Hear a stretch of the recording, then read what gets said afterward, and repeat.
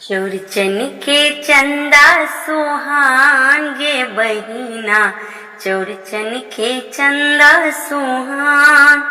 भोरे सुती उठी अंगना निपायब, भोरे सुती उठी अंगना निपायब।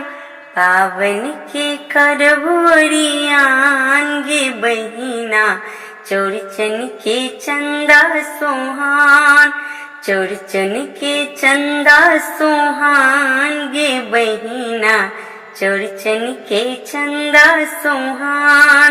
सिंदूर पिठार सोर पन पारब, जोड़ा कलश लाए अंगना बैसायब।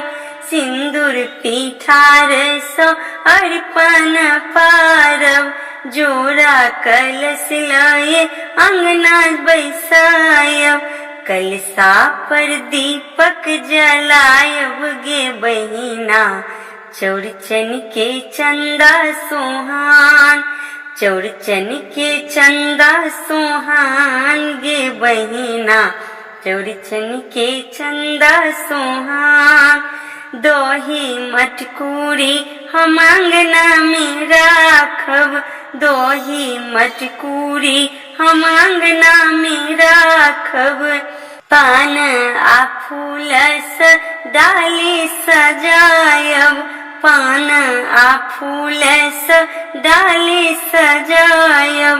फल मिठाई पकवान गे बहिना, चौरचन के चंदा सुहान।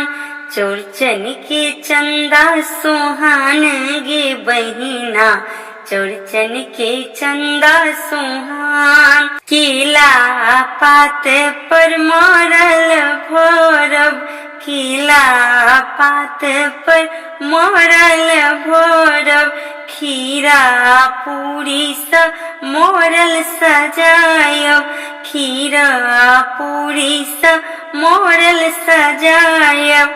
सौरर आ धूप जलायब गे बहिना, चौरचन के चंदा सुहान।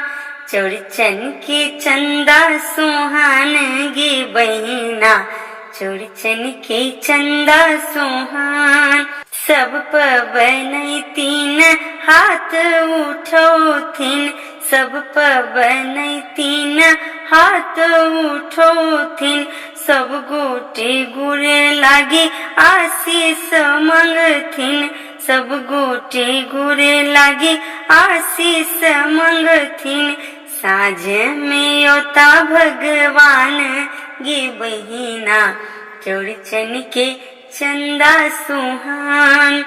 चौरचन के चंदा सुहान गे बहिना, चौरचन के चंदा सुहान।